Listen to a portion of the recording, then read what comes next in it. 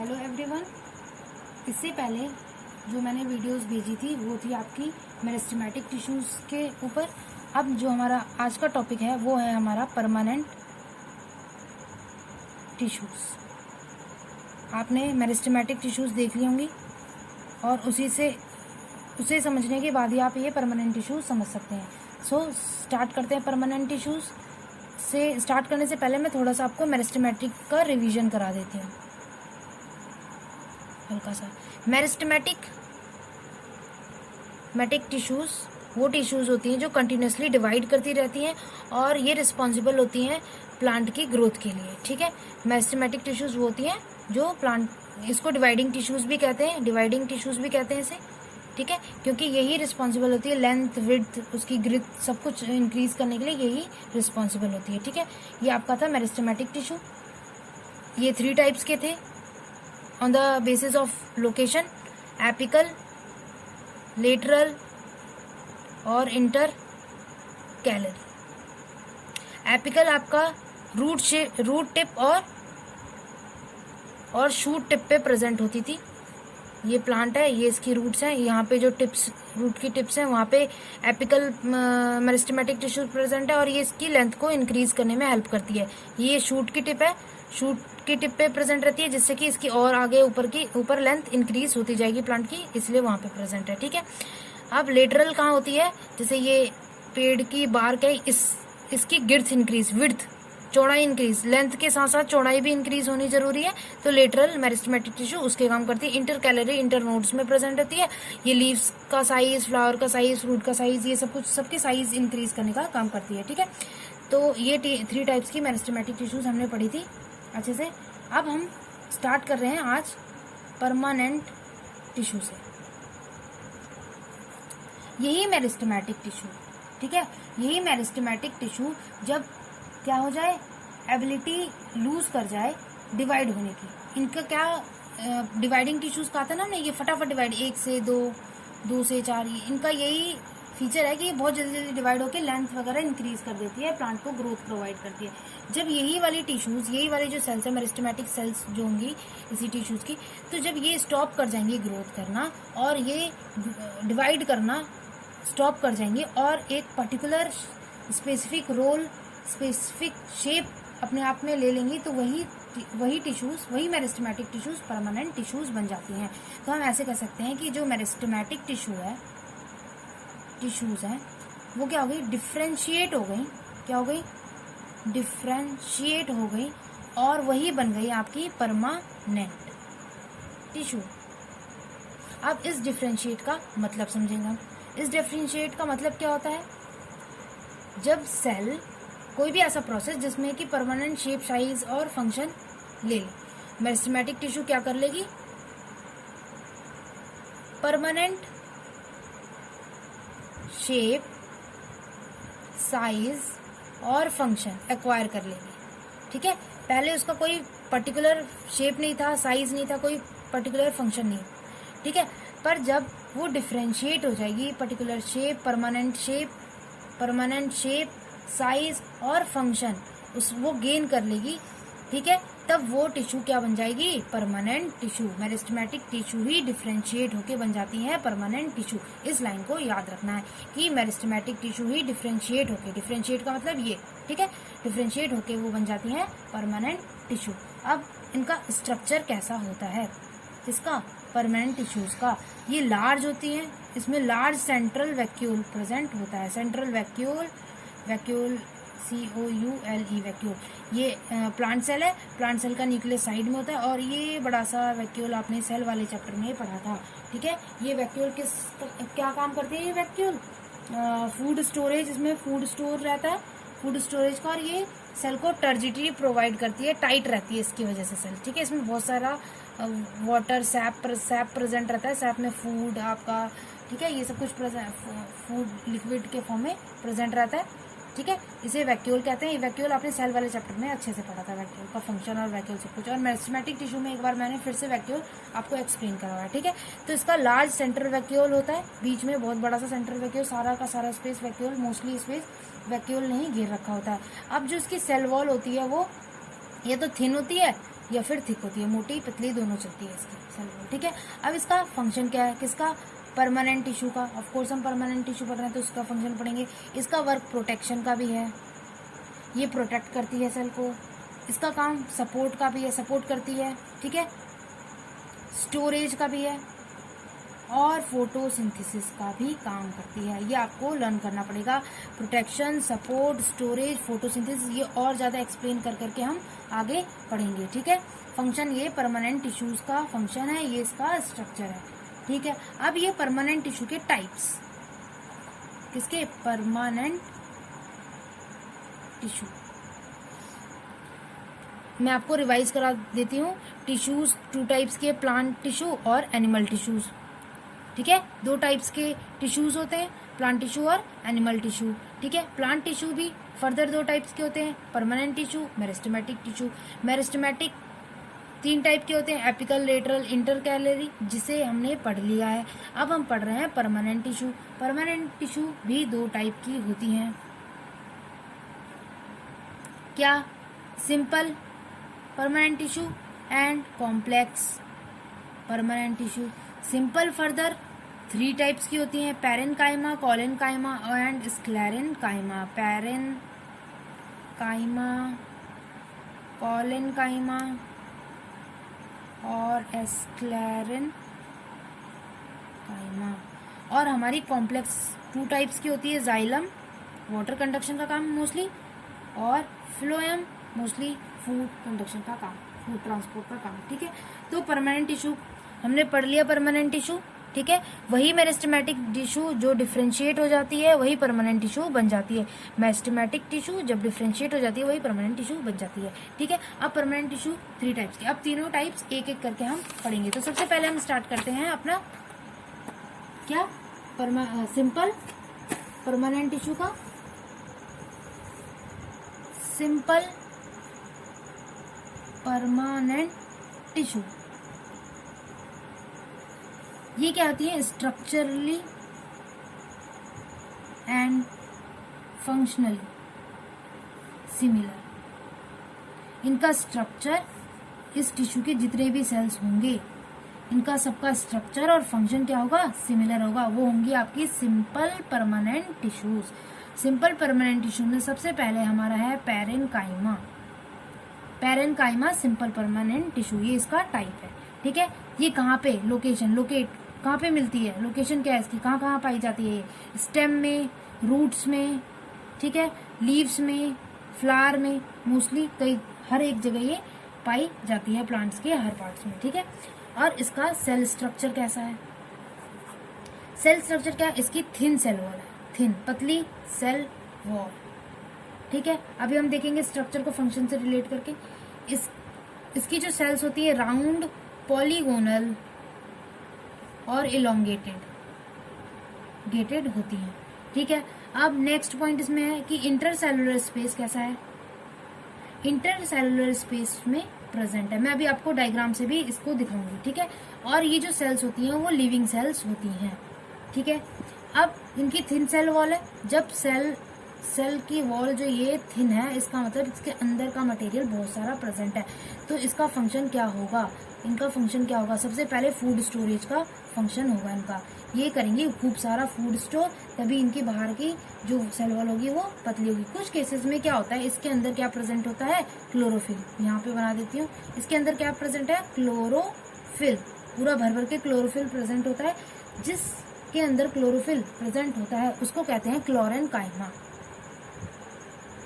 Chlorenchyma, जिस cell के अंदर क्या प्रेजेंट है, क्लोरोफिल, ठीक है। अब इसमें एक और फंक्शन आ गया, अगर सेल के बीच में जो इंटरसेलुलर स्पेस है वो क्या होगा, बहुत ही वो प्रेजेंट होगा, ठीक है। इंटरसेलुलर स्पेस अगर प्रेजेंट होगा, जैसे ये सेल है, कोई टिश्यू है, ये टिश्यूज की सेल है, तो ये 2 सेल्स के बीच में ये जो स्पेस होता है, मैं इसको कलर कर देती हूँ, ठीक है। ये जो स्पेस है, अगर ये स्पेस प्रेजेंट है, क्या इस स्पेस को क्या कहते हैं, इंटरसेलुलर स्पेस कहते हैं इसे। सेल्स के बीच का स्पेस, इंटरसेलुलर स्पेस प्रेजेंट होगा तो ये इसको प्रेजेंट, तो इन टिश्यूज को कहेंगे एरेनकाइमा। क्या कहेंगे, एरेनकाइमा, ठीक है। अब एरेनकाइमा कहाँ पे होते हैं? ये जैसे आप कमल का फ्लावर बनाते हो, आप कमल का फूल बनाते हो, तो नीचे ऐसे बना देते हो ना, ये फ्लोट करने वाला, ये पानी पानी, ठीक है, और ये फ्लोट करता है ये वाला, जिसका ये बड़ा सा पत्ता होता है, इसमें ये होता है ये एरेनकाइमा।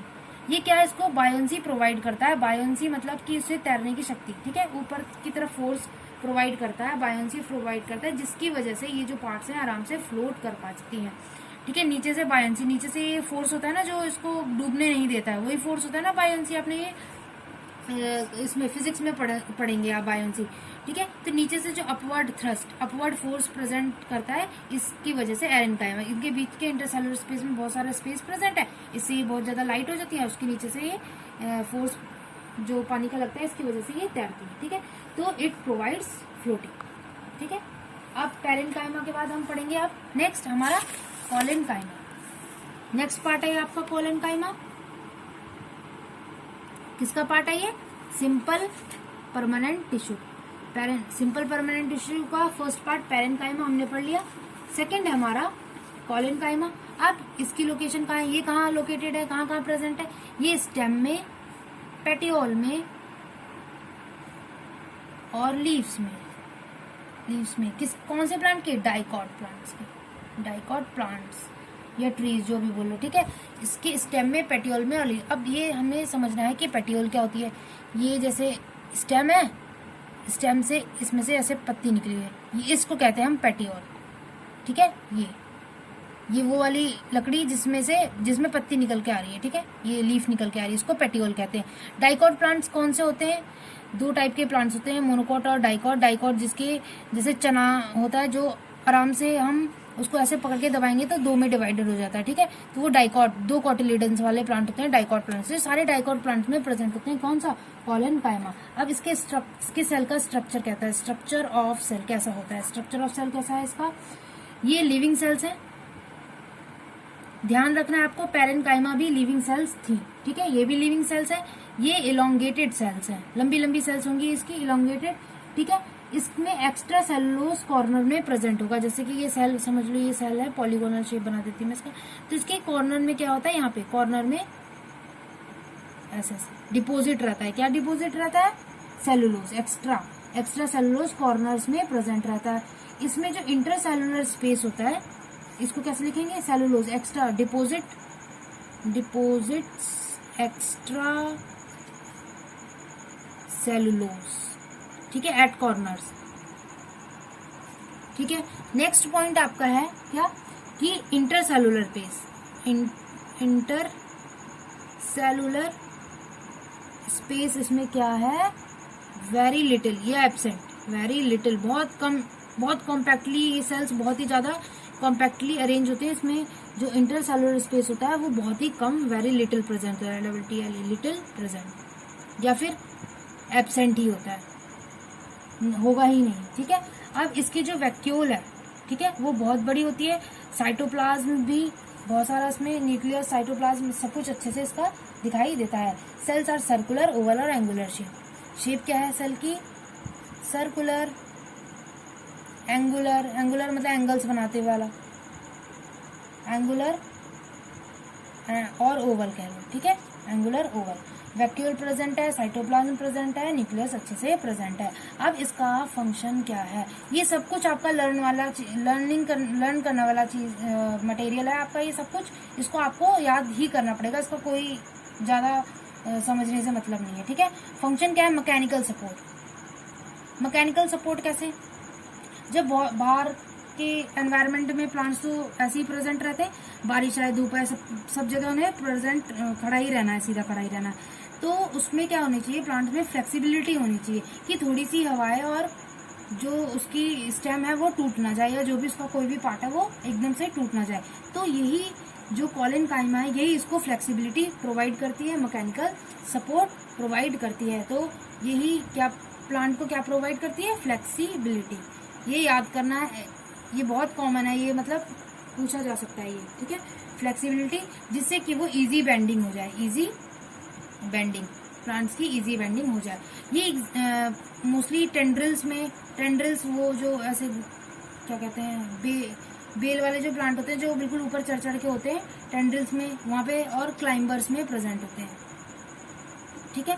टेंड्रिल्स और क्लाइंबर्स में ये मोस्टली प्रेजेंट होते हैं। अब मैं स्क्लेरेनकाइमा पढ़ाने से पहले आपको एनसीईआरटी वाली बुक में डायग्राम दिखाती हूँ। ये देखो, फर्स्ट का ए का फर्स्ट पार्ट और ये ए का सेकेंड पार्ट है, ठीक है। इसके नीचे ए का सेकेंड पार्ट है, ए का फर्स्ट और ए का सेकेंड पार्ट, ये दोनों पैरेनकाइमा सेल्स हैं। पैरेनकाइमा सेल्स के नीचे आप यहाँ देख सकते हैं, यहाँ पे लिखा हुआ है transverse section and longitudinal section. अब ये ट्रांसवर्स सेक्शन और लॉन्गिट्यूडनल सेक्शन क्या होता है मैं आपको बताती हूँ। देखिए, अगर हमने जैसे ये ले लिया स्टेम का कोई पार्ट, अगर हमने इसको ऐसे यहाँ से कट किया तो ये इसका हो जाएगा ट्रांसवर्स सेक्शन। ये ऊपर से गोलाई की तरफ से हमें यहाँ से दिखाई देगा, ठीक है। यहाँ से कट करेंगे, इसको बीच से ऐसे तोड़ दिया बीच में से, तो ये गोल गोल से ही दिखा देंगे। इसको यहाँ से कट किया तो हमें ऐसे दो गोल मिल जाएंगे, ठीक है। यहाँ से स्ट्रक्चर उसका ऊपर से देखेंगे झाँके तो गोलाई की तरफ से दिखाई देगा, उसको कहेंगे ट्रांसवर्स सेक्शन। अगर इसी स्टेम को अगर हमने यहाँ से कट कर दिया इधर से बीच सेंटर से, तो इसको क्या कहेंगे, लॉन्गिट्यूडनली कट किया है से, तो ये लॉन्गिट्यूडनल सेक्शन हो गया। तो इसके दोनों सेक्शंस दिखाए गए हैं, ये आपका ट्रांसवर्स सेक्शन और ये इसके नीचे है आपका लॉन्गिट्यूडनल सेक्शन, ठीक है। इसमें सब कुछ पार्ट्स दिखाए गए हैं। मिडिल लेमिला क्या है, बीच वाली लेमिला, क्लोरोप्लास्ट प्रेजेंट है, वैक्यूल, ये क्लोरोप्लास्ट वैक्यूल आपने सेल वाले चैप्टर में पढ़ा था, साइटोप्लाज्म, न्यूक्लियस, ठीक है। ये आपका डायग्राम दिखा रखा है, ठीक है। इसके बगल में क्या है, ये आपका बी का सेकेंड, ये आपका है, ये है आपका नेक्स्ट कॉलेनकाइमा, ठीक है। बी का फर्स्ट और सेकंड, ये ट्रांसवर्स सेक्शन, ये लॉन्गिट्यूडनल सेक्शन। इसके कॉर्नर में आप ये देख रखे होगे रेड रेड कलर का जो डिपॉजिट है, यही वही सेलुलोज है जो डिपॉजिट है, ठीक है। सेल वॉल इसकी थिक है, यहाँ पे मैंने लिखा था deposit extra cellulose, extra cellulose यही है जो रेड कलर का है इसमें, ठीक है। ये इसको बहुत थिक बना रहा है। इसमें देख रहे हैं इंटरसेलुलर स्पेस ना मात्र प्रेजेंट है, बिल्कुल बहुत कम या बिल्कुल भी नहीं है। इंटरसेलुलर स्पेस में बिल्कुल भी प्रेजेंट नहीं है, ठीक है। इसके अंदर न्यूक्लियस वगैरह सब कुछ है। अब आपका नेक्स्ट है स्क्लेरेनकाइमा, बहुत छोटा सा है, इसको पढ़ लेते हैं। क्या नेक्स्ट, स्क्लेरेनकाइमा, ये कहाँ कहाँ प्रेजेंट रहता है, इसकी लोकेशन क्या है, ये स्टेम, वेन्स, ऑफ लीव्स और जितनी भी हार्ड कवरिंग है,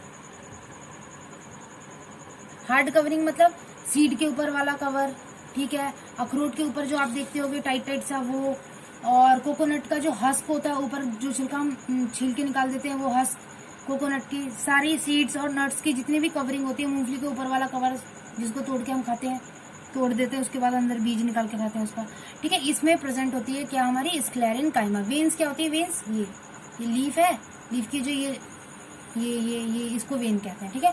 वेन में प्रेजेंट रहती है। इसका स्ट्रक्चर देख लेते हैं। स्ट्रक्चर क्या है, लॉन्ग है, ये जो सेल्स है स्क्लेरेनकाइमा टिश्यूज की जो सेल्स है वो लॉन्ग होती है, नैरो पतली ऐसे, ठीक है, बीच में स्पेस कम होगा, नैरो। और ये होती हैं डेड सेल्स, ये आपको याद रखना है। पैरेनकाइमा और कॉलेनकाइमा लिविंग सेल्स थी और ये हमारी क्या है, डेड सेल्स है। वॉल्स आर थिकन्ड बाय लिग्निन, जो इस सेल की वॉल होगी, ये जो वॉल है, ये वॉल है, इसमें क्या प्रेजेंट होगा, लिग्निन। लिग्निन एक सीमेंट मटेरियल है जो सेल वॉल को बहुत हार्ड और स्टिफ बनाता है। स्टिफ मतलब बिल्कुल कि वो हिल डुल ना पाए।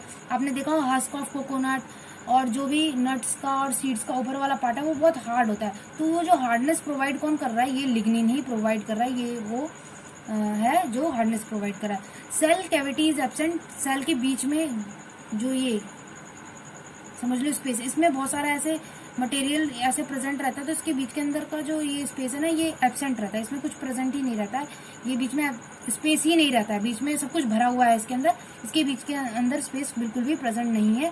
तो क्या कहते हैं इसको, cell cavity is absent due to the excessive thickness. ये बाहर की जो वॉल्स होती है इसकी, ये बहुत थिक होती है, इसकी वजह से इसके अंदर बिल्कुल भी स्पेस, यहाँ पे बीच में स्पेस बिल्कुल भी सेल के अंदर स्पेस बचता ही नहीं है। फंक्शन क्या है, ये प्रोवाइड करती है स्ट्रेंथ और प्रोवाइड प्रोटेक्शन। हार्ड कवरिंग है, ऊपर से हार्ड है, तो क्या प्रोवाइड कर रही है, वही प्रोटेक्शन और स्ट्रेंथ प्रोवाइड कर रही है। आपका स्क्लेरेनकाइमा का डायग्राम यहाँ बुक में बन रखा है, देखिए, ठीक है। अंदर को जो स्पेस है वो बहुत ज्यादा कम है, ठीक है। नैरो ल्यूमेन लिखा हुआ है, इसके अंदर का जो ल्यूमेन है वो बहुत नैरो है, पतला है।